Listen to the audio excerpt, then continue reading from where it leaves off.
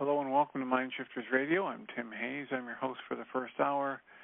And today is Friday, October 1st, 2021.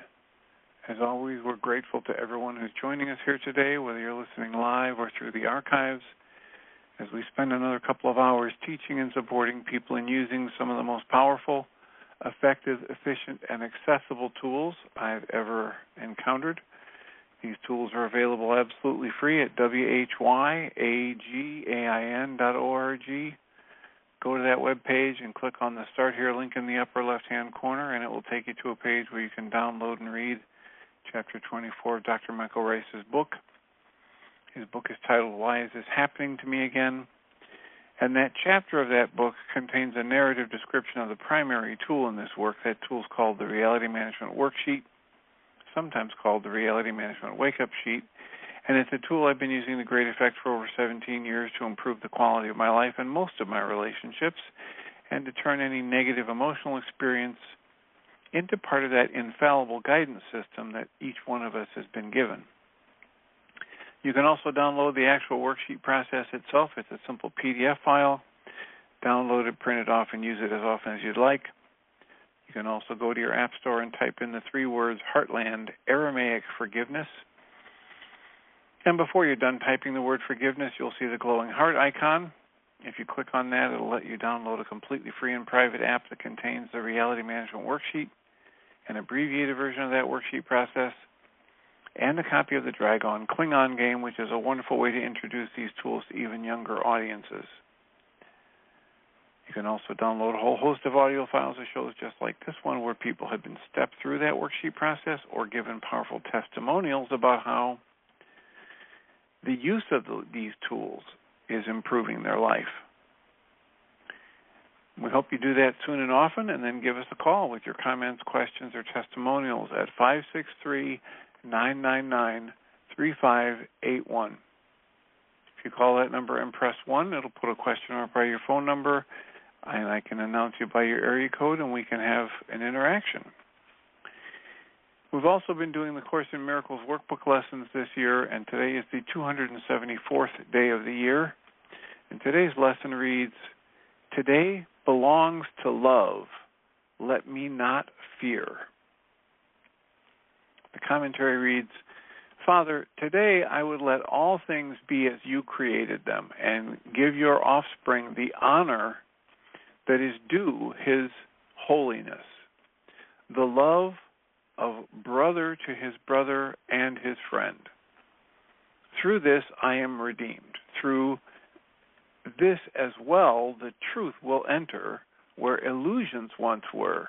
Light will replace all darkness, and your offspring will know who they are as you created them. A special blessing comes to us today from the Creator who is. Give this to the Creator, and there will be no fear today, because the day is given unto love.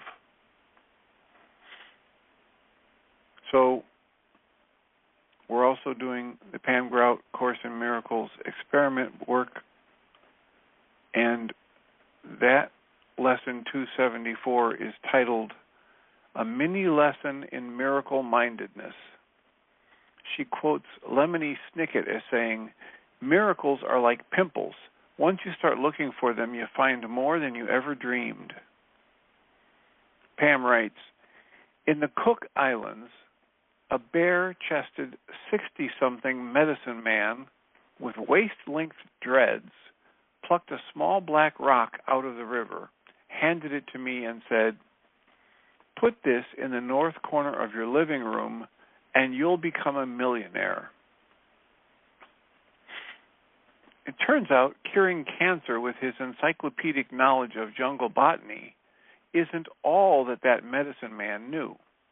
Or was it coincidence that by the summer of that year, E Squared ruled the New York Times bestseller list? One summer, I was unloading my dishwasher when my editor at People magazine called and asked, would you want to go to a party and interview Blake Shelton?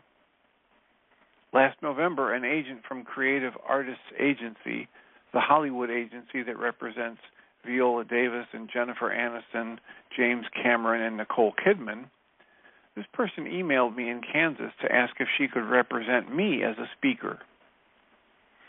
I hadn't made an intention to manifest any of those things.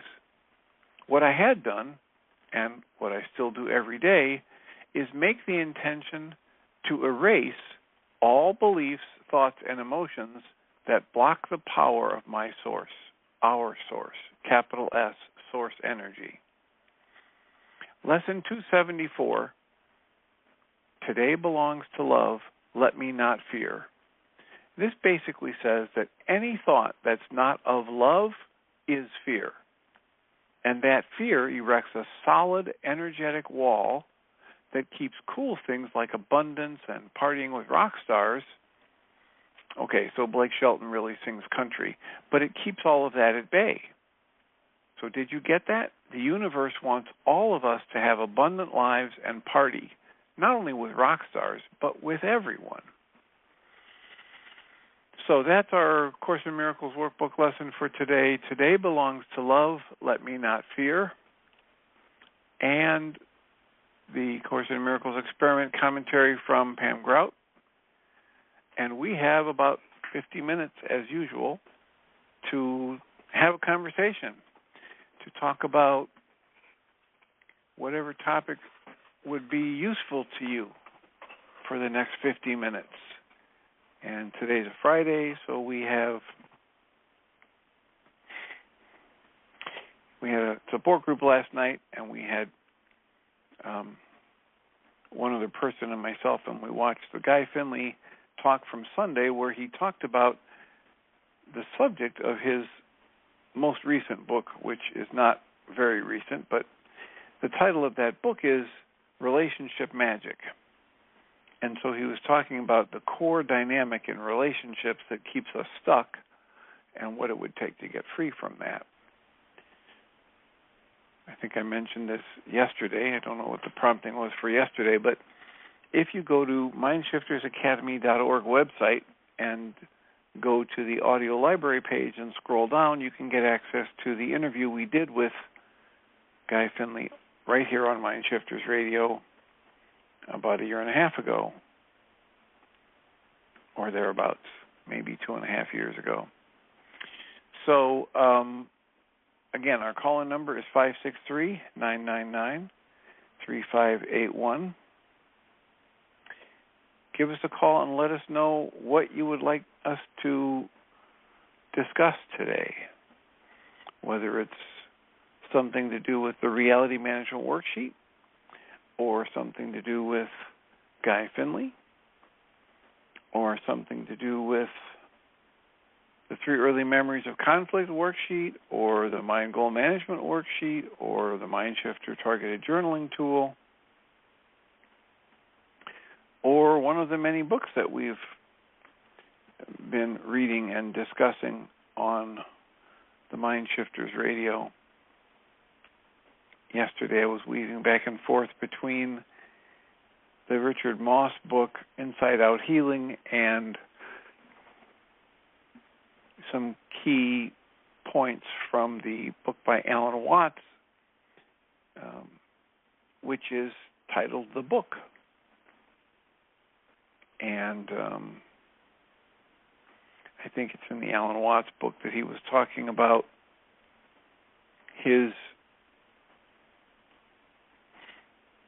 the myth that he uses with children to try to talk about God or the nature of God, and the concept of the Mobius strip, which is simply, if you don't know about a Mobius strip, if you take a 1 or 2 inch wide and about a 12-inch long strip of paper and put a half twist in it and then tape the ends together, when you draw a line on what you believe is the outside of the paper, what you will realize is there is no outside or inside. It's just one continuous line.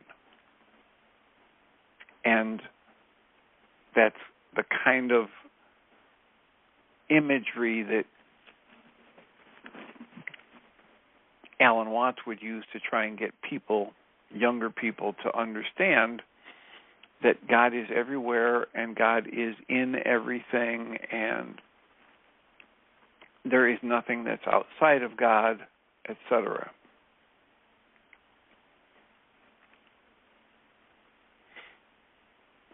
Interestingly, to my mind, when Richard Moss is talking about this focused spaciousness that he calls the awareness of the now moment, now, the moment of now is all there is, and if you start describing that, you pretty much end up with the same descriptors as people have for God, and this metaphor, this mythology, this imagery of God being the energy of creation and therefore in all things and woven through all things. And that's the now moment. It's the only time there is right now. Everything else is just thoughts about the past or the future. And the thought, as Krishnamurti would call us to, is not the thing. So it's a fantasy to talk about any time other than this present moment. And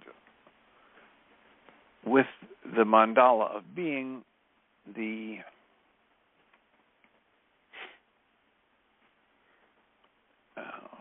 what do we call it? The little procedure that Richard Moss has created for helping people work through emotional upset around any particular issue utilizes this ability to that each of us can develop and strengthen to be awake and aware, fully aware, conscious in the present moment, and understand that what we experience in that moment is our true nature and is an energy field, a source, an experience that we can tap into anytime we're upset. And so, part of the work that he's recommending in that book, Inside Out Healing, is that we use the mandala of being, which has us draw it out on a piece of paper that the now moment is in the center in a circle, and then a larger circle drawn around that with arrows going straight up, straight down, straight left, and straight right, pointing at you, me, past, and future.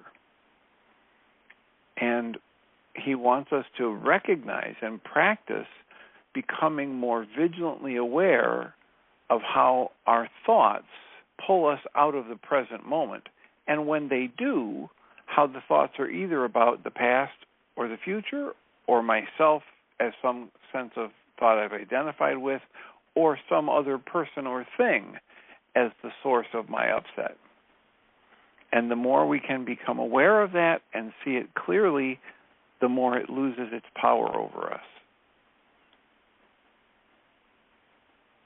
That's almost exactly what we're driving for with every reality management worksheet.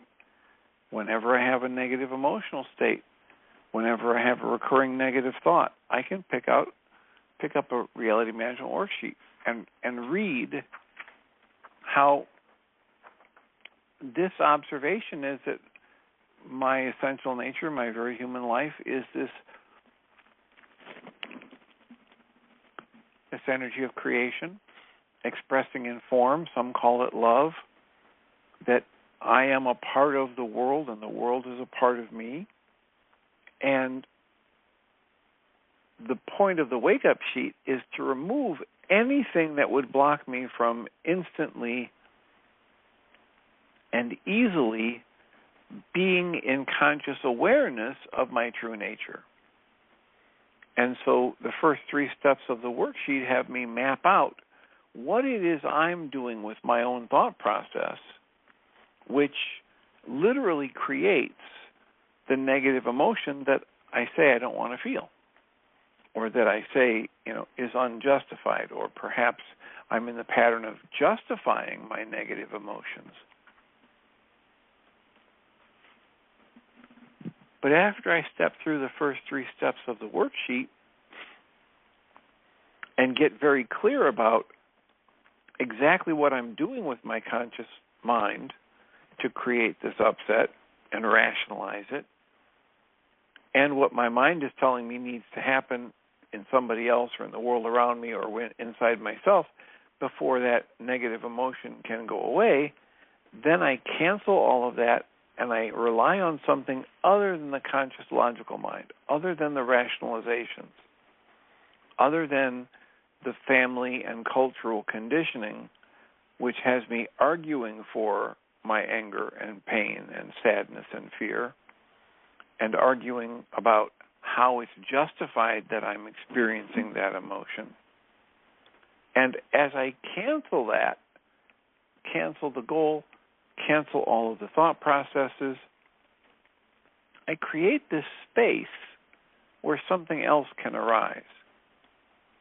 And it arises within each of us because we are not separate from everybody else's mind and from the Creator's mind, and we are not able to access that fund of insight, intuition, miracle-mindedness, etc., through our conscious logical mind, because our conscious logical mind has been programmed, thoroughly, brainwashed, programmed, conditioned, whatever word you want to use, by the culture, by our family, by our life experiences, by our language. And as soon as I said the word language, I thought about the woman, I think her last name is Boroditsky, and she has these wonderful TED Talks or videos in other venues where she talks about how the language we are taught actually shapes our perception of the world. And it's so powerful. It's a dynamic that Michael Rice understands, and he uses it in his work. It's a dynamic that he often refers to when he says, he quotes, I forget who he quotes, as saying that if you want to destroy a culture, all you need to do is change the meaning of their words. Because literally the language we use is a powerful influencer on how our minds create the pictures they show us that we call perception. And every one of us believes that when we get an image in our mind, it's telling us the truth about life. And very few of us are actually taught to observe how distorted our perception gets, how actively our process of perception is engaged by every one of us all day, every day. And so we are not just opening our eyes and perceiving what's out in front of us. We are actively creating images and pictures and thought forms and responses and interpretations, and often they are very far removed from the actuality of life that is expressing in front of us. And how can we, figure out that we're on target or way off target? Well, the presence of a negative emotion or a negative recurring thought is one of the best ways.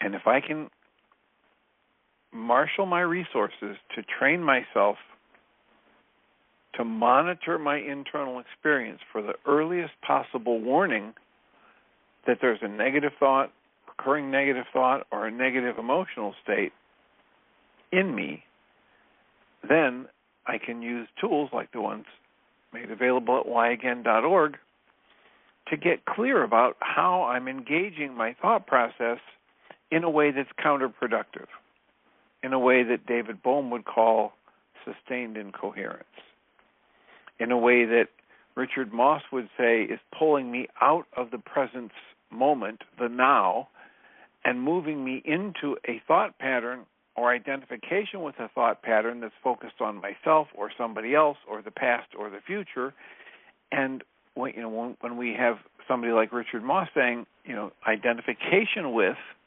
this thought pattern, it's very much the same as when Byron Katie says, when I believe my thought pattern. And Byron Katie says, I only suffer when I believe my negative emotions. And I'm fully confident that Diederik Wolsak and Richard Moss and Guy Finley would agree with that. I only suffer when I have an identification with a thought pattern that pulls me out of the now, Richard Moss. I only suffer when I believe my negative thoughts, Byron Katie. I only suffer when this mechanical level of mind offers me up a negative response to the world around me and I don't question it, Guy Finley. So, we have about 35 minutes left. Our call-in number is 563-999-3581. If you call that number and press 1, we can have a conversation.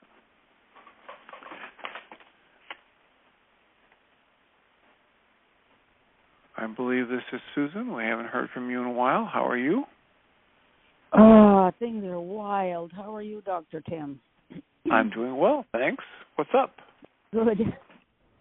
I love the lesson and needed it, and I'm leaning on it. And we have received our Sudanese refugee as of about 10:30 last night. She does not read even in her own language, and she doesn't read, of course, she can't read English, and she speaks only a dialect of Arabic or Arabic with a heavy accent. Nevertheless, we are managing to communicate, and I have my new Iraqi friend who speaks Arabic, and she's able to translate some, so things are going all right with her. We were afraid that our grandson was going to be shipped out of the hospital and have to come here, but they're not releasing him. They want to keep him 20 more days, and it appears that he has been taking LSD, pot, and various other things all along, even though he's been telling us he's been clean for over a month. It was hard to believe him even because he sounded as if he was flying high, and he became completely psychotic. And I think I told part of this before, but I forget where the saga was cut off. I happened to be on the phone when the EMTs arrived at his apartment because his roommate got frightened in police. And they took him to a hospital, and he waited in an emergency room for 2 days, and then they put him in a psychiatric hospital in Pittsburgh. And it's evidently a very good one. Yeah, I remember asking you about alternative facilities. He is in there, and he's safe. He's coming down off of all the stuff he was on and sounding more reasonable, but he is also still deluded, still hallucinating, desperately thin, can't seem to keep food down. He hadn't eaten for days, and he hadn't slept for days. So I know sleep deprivation alone can cause psychosis. So they're hoping for the best. And we talked to him on a public phone on the wall there in the ward. His guitar, he doesn't have his guitar, he doesn't have his cat, he doesn't have his phone. He's begging to come out, and we're keeping him in, and that's hard to do. It's hard not to just race over there and bring him home, but he's safer there, and we're safer with him there. So this is just a report, but I've been doing watching my very fear-filled thoughts, and they go back to the same memory, and I don't have to go into them, but I do know that what we are feeling, if it's negative, has a source somewhere. And it's good to discover the source and just work with it. But a very cool thing happened. I called the wall phone and got a woman who said she was a patient and she knew who Jacob was. And I said, could I ask you some questions? Because Jacob tells us that the place is horrible. It's like a prison. They don't pay attention to you. They don't care about you. The food is horrible, all this stuff. And I'm picturing like one flew over the cuckoo's nest.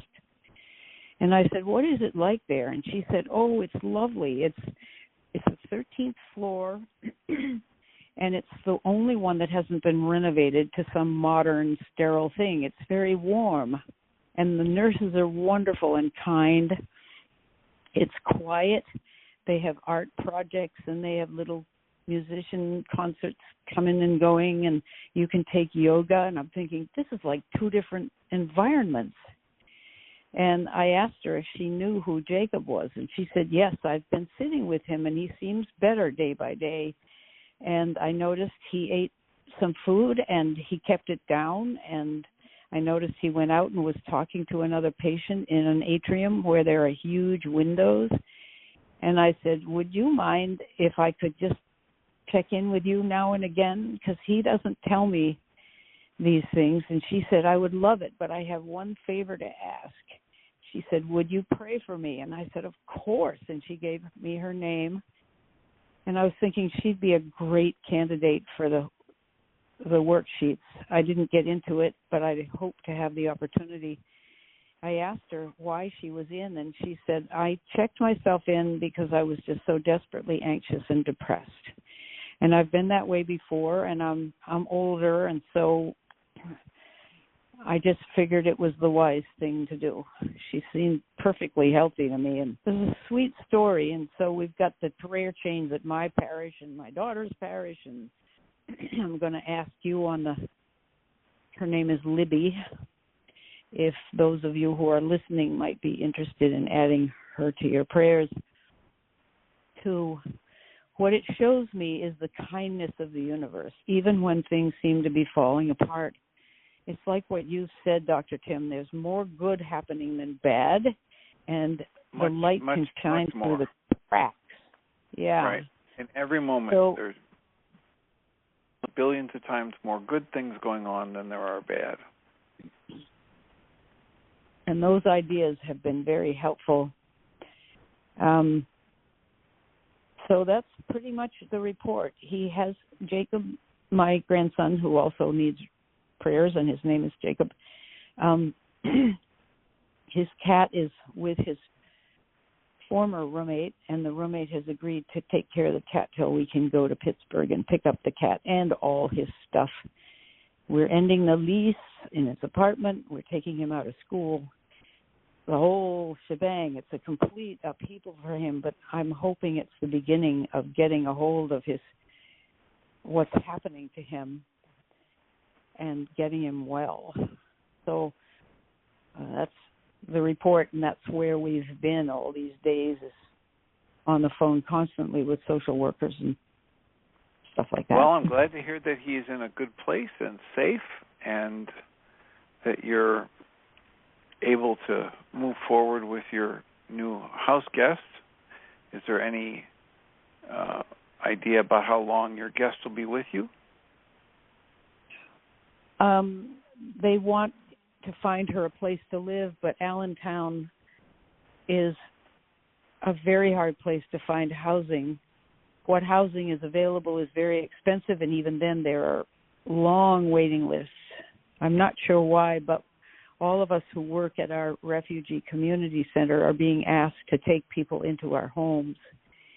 And so we don't know how long she's going to be here, but they're trying to have it be short term, meaning a month to 9 months, somewhere along in there. And I was alarmed because I might have had to go pick up Jacob and bring him here. I'm the nearest relative. He's 5 hours away. But they've extended his stay in the hospital, so the woman is in the clear for at least 20 days here. And if he does come here, he can we can put him on my living room couch. I mean, we don't have to take her out of her space. I think that would be traumatic for her. It's amazing to me, Dr. Tim, that someone should come all the way from the Sudan. What her situation is, I have no idea. And she seems well, and she touched her heart today and said, "Sweet Susan," and then she said, "I happy." I just thought that was the most gorgeous thing, considering that here I am fussing in my own house in familiar surroundings with people all around, and she can say that to me. It's just take a breath gorgeous. And let it in. So, that it is. Yeah. It is. It's wonderful. And you see these bumper stickers all the time where people have rescued dogs, and the question is, so who rescued who? Yeah, I know. It's true. She's like a teacher already. And our other friend is... Go ahead. We benefit when we connect with others in that loving way. Mm. They benefit, and we think, oh, we're sharing all of this good stuff we have with them, but we benefit as well. It's not a zero-sum game. It's not a closed loop. Everything's open and flowing, and there is no such thing as giving without receiving. That's so true. Yeah. And there are, energy expenditures associated with it in both directions. And if you have the eyes to see it and the ears to hear it, you will recognize that everyone benefits when the giving and receiving cycle is flowing. Yeah.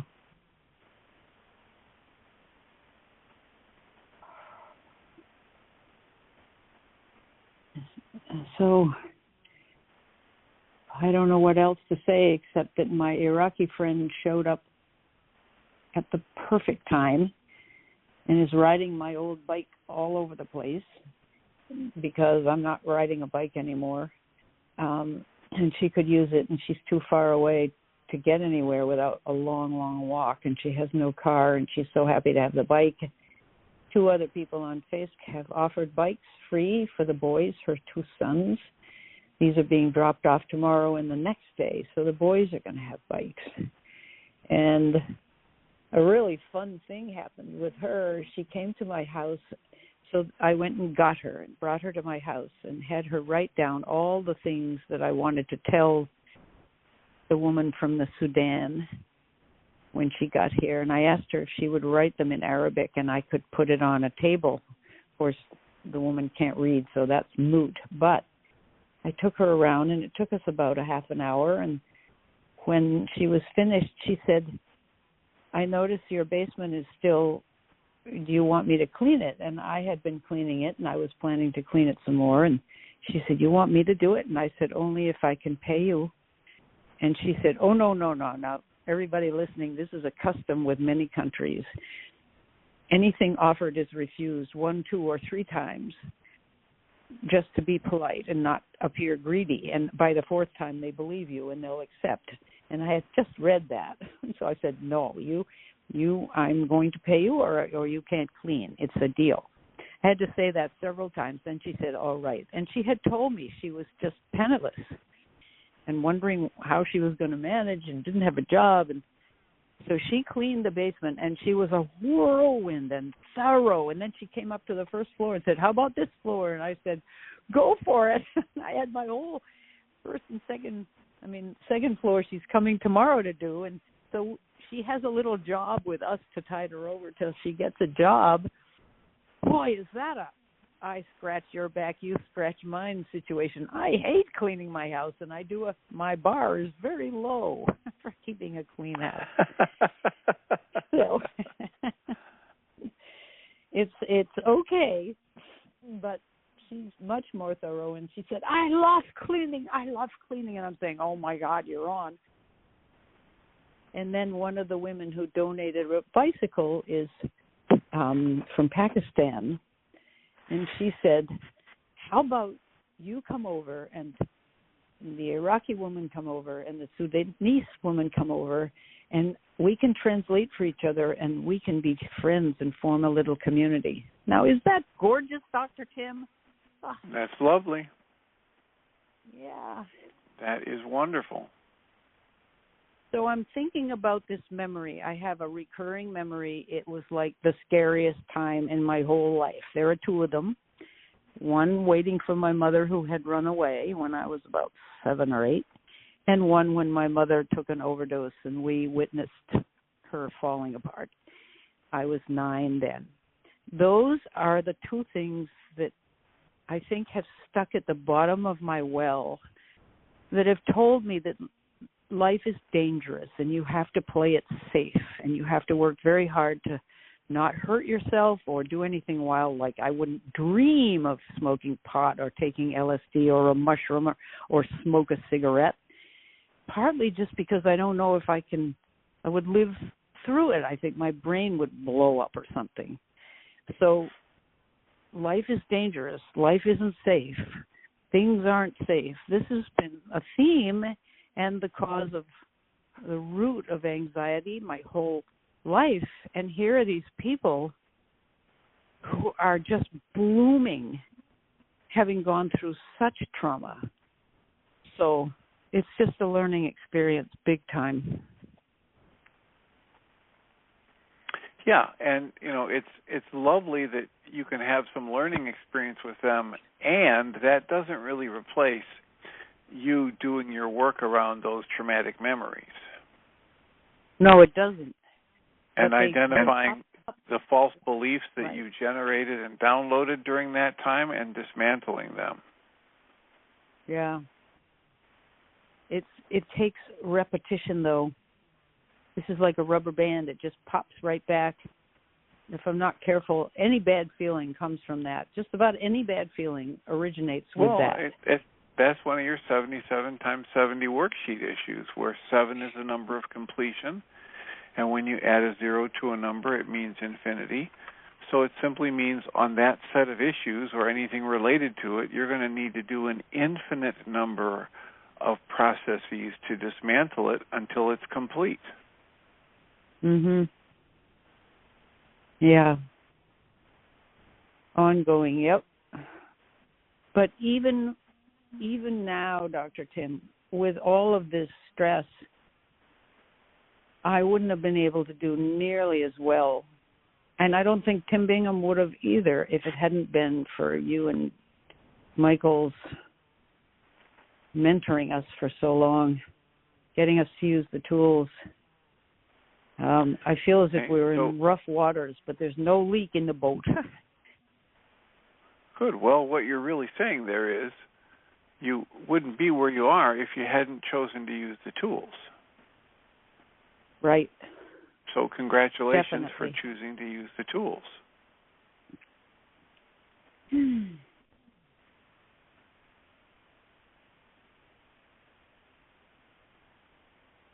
It is, these are the same tools that have been out there for, I think Michael said the other day, he's been doing this for 50 years now. The worksheet probably for 40 years, et cetera. And many, many, many people have been exposed to these tools and never really resonated with them, or they used them for a little bit, saw a little bit of interest, and then stopped completely. And so it's only the active use of the tool that can improve our lives. It isn't knowing about the tool that improves our lives. It's not having the tool in a drawer in our bedroom that improves our lives. It's the active application of these tools that improves the quality of our life. Right. And that's what you and Tim have done, and so congratulations. Thanks, Dr. Tim.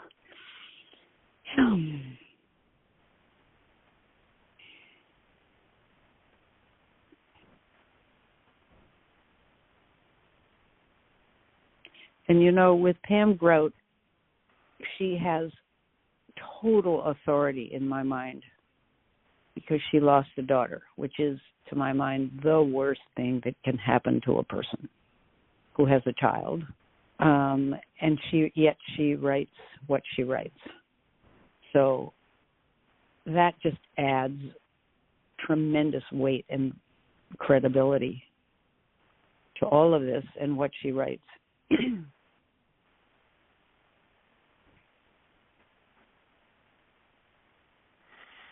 Well, it is, she is good at what she does, and she clearly spends considerable amount of energy to practice what she preaches.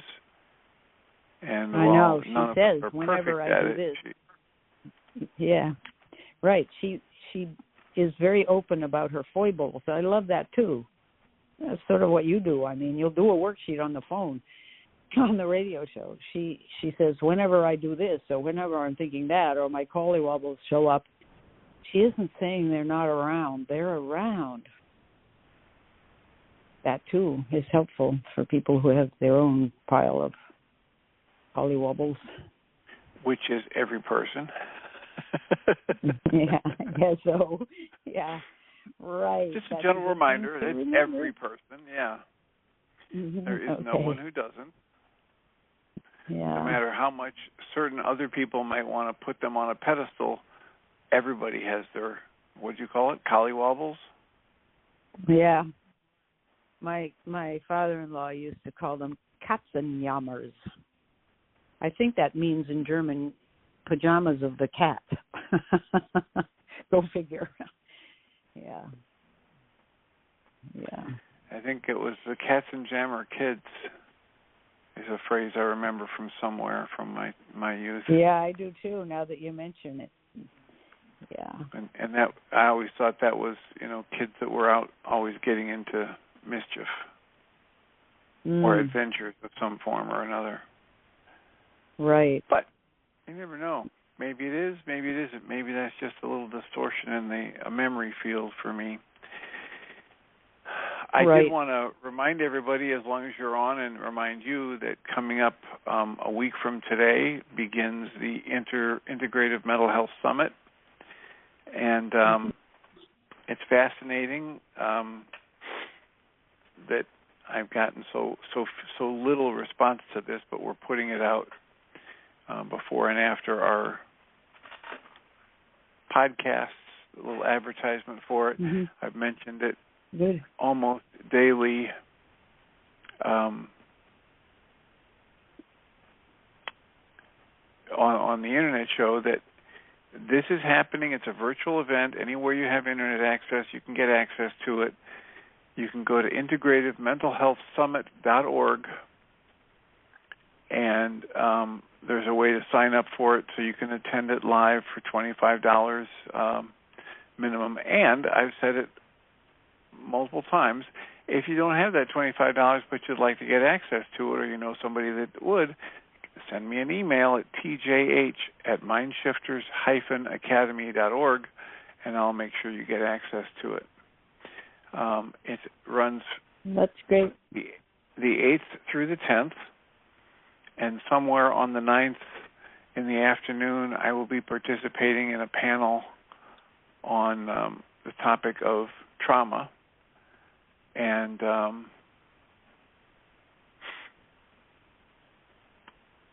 so I'm also going to be moderating some discussion groups, one each day apparently. So join us for yourself, or pass that information along to somebody that might benefit. I have signed up for the whole package because, especially with Jacob now, we may be heading for Pittsburgh on the 9th, and I don't want to miss yours, but I might miss the in-person part. But I have a friend who I've told about, too, and she's been very busy, and I'll tell her again and tell her your offer. And I certainly could help out, too. We help her out anyway with, just some financial help every month. But she has a daughter who's bipolar and goes into manic swings that are quite scary. And she thought she would like to listen to this. So I'll remind her, and I'm glad you reminded me to remind her. It sounds really good. It's going to be interesting. It's not the first time these people have put on a show like this. It is one of the first ones they've done all virtual. But they've got some very well-respected names that are doing presentations, and it's integrative mental health. So it's other than just, here, take this pill and be in this hospital room and stay isolated from the society until you get better. This is a wide range of tools that people have found useful over time, and people are consistently using to help people get through and navigate their mental health challenges. And so feel free to join us and or pass that information along to anybody you think might benefit. It's integrativementalhealthsummit.org, or you can email me at tjh@mindshifters-academy.org. Great. Dr. Tim, I did mention, and it's probably too soon, to Jacob a couple of days ago that we thought he might still be too fragile to come out of a hospital situation, but how did he feel about going to this, a couple of, like the Inner Fire? I looked at that. That sounds wonderful. Various places that offer wholesome, holistic treatment without ruling out medications, and he just said, absolutely not. I don't want anything like that. Well, he's 21, and I don't know if we can make him do anything like that. We have succeeded in making him stay at his present hospital, even despite his age, because I signed a 303 form. I don't know what that is or whether you know what it is, but it's like we are going to override the law here, the general law, that he's his own person. If the doctor says he's not ready, then we will keep him. Thank God that was in place, because his hearing came up this morning and he was telling them he wants to leave, and they said, we don't think you're ready. And I hate to think what he's feeling right now. I haven't talked to him, but it's good anyway. But I guess that was a question in there. Well, it's based on what the best, most well-intentioned people in his life feel about his safety. And it's a very, very difficult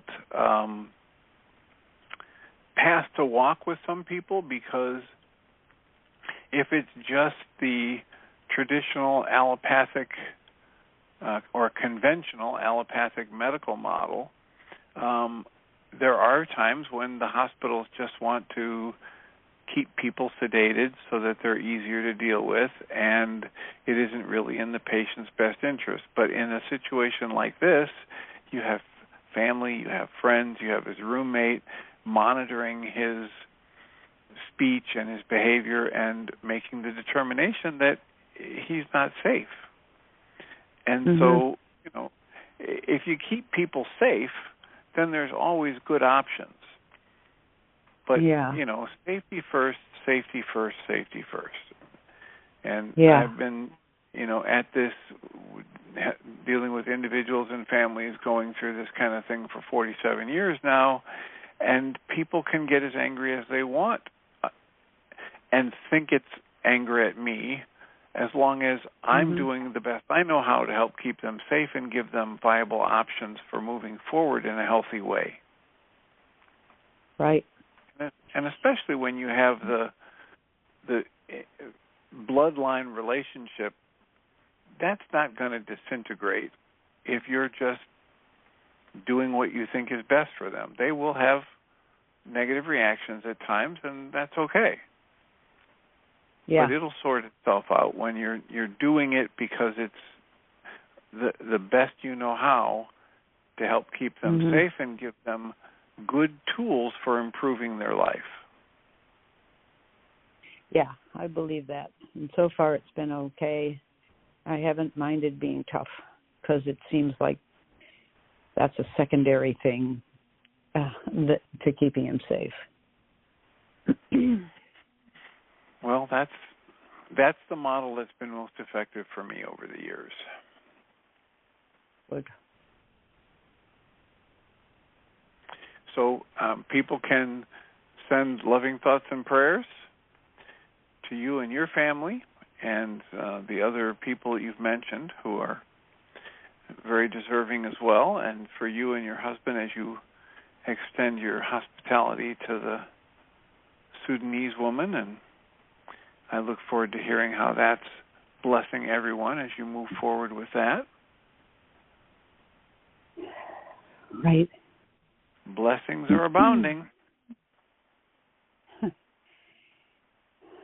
Yeah. As are the challenges. Yeah. Mhm. Yeah. As are the challenges.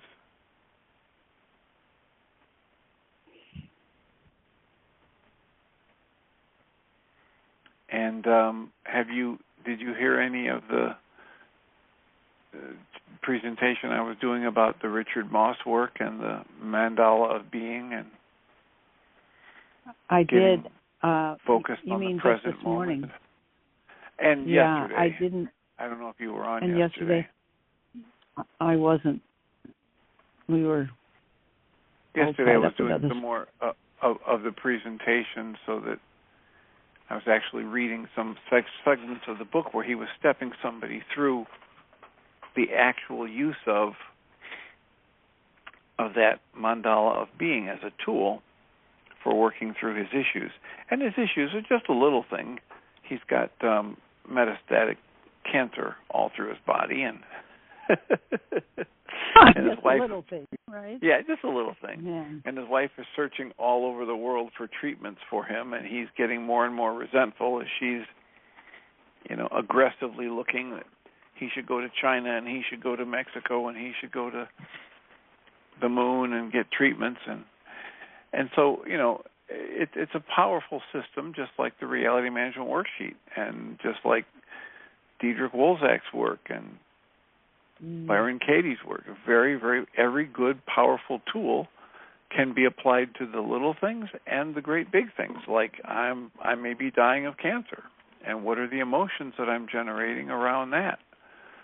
And so absolutely big thanks stuff. to Ellen for bringing that couple of books to my awareness. And with luck, if my grandmother were here, she'd say, God willing and the creek don't rise, I will be able to interview him next Wednesday. So oh, wonderful.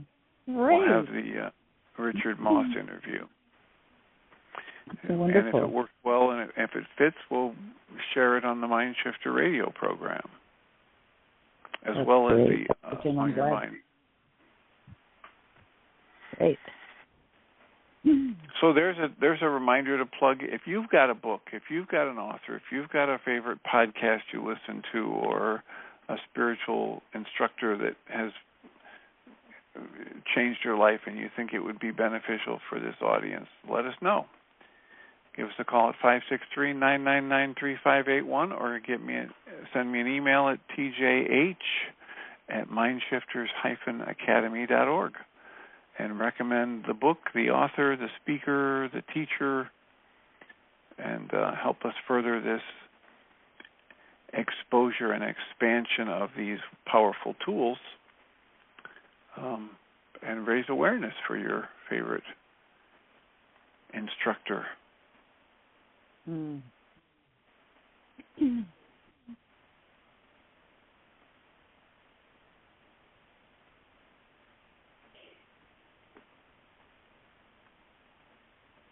Thoughts? Comments? We've only got a few minutes left. Well, I have a funny little story. Okay. That goes along with all the blessings. We have a large closet in our basement that's filled with theatrical costumes from our years of being a traveling opera company. And I've looked at them year after year and thought, I ought to pack those up and get them out of here.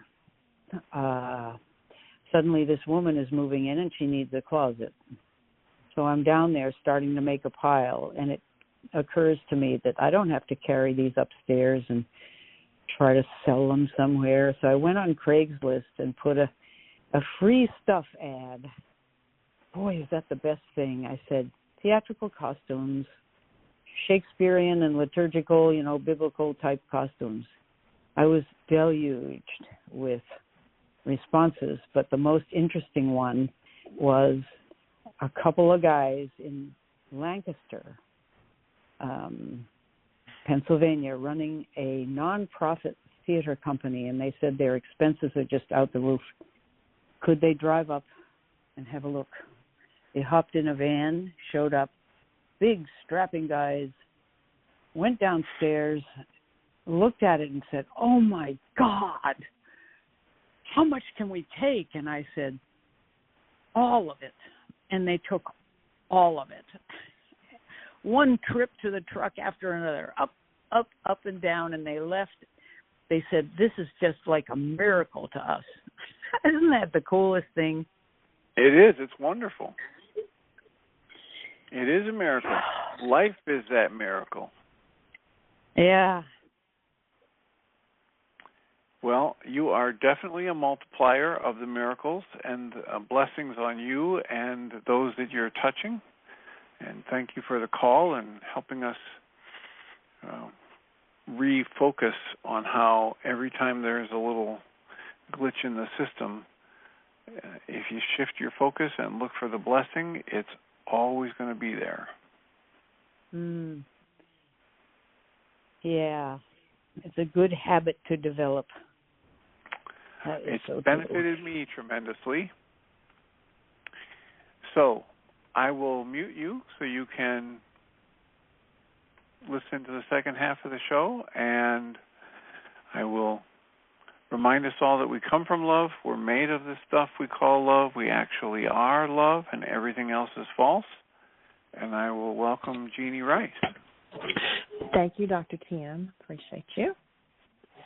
You're welcome. Have a wonderful show and a great weekend. Thank you. Oh, thanks. You too.